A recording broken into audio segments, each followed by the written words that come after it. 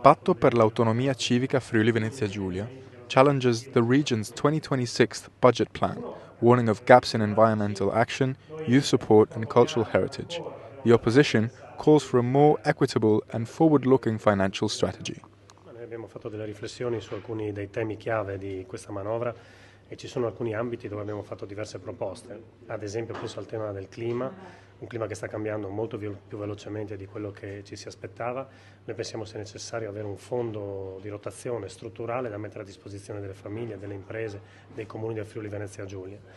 Pensiamo a tutto il tema degli enti locali. I comuni non sono in grado di dare risposte ai cittadini, non sono in grado neanche di gestire le risorse che hanno a disposizione. C'è più di 1 miliardo di euro fermo nei cassetti dei municipi del Friuli Venezia Giulia perché mancano tecnici comunali, mancano ragionieri, mancano le figure professionali in grado di cantierare le opere.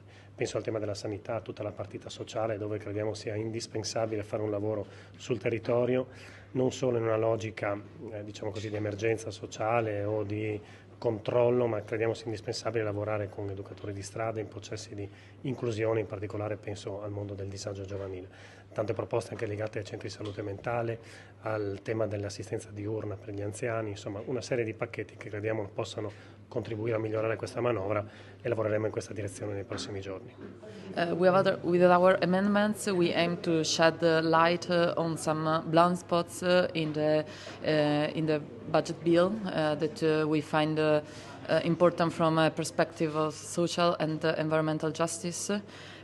We propose measures to accelerate the energetic transition and ecological transition, like public water dispensers, waste collection points offering shopping vouchers in local shops, but also cooperative car sharing, reducing conflicts between buses and bicycles, and slowing down vehicle speeds. That is a major topic in this period in our territories.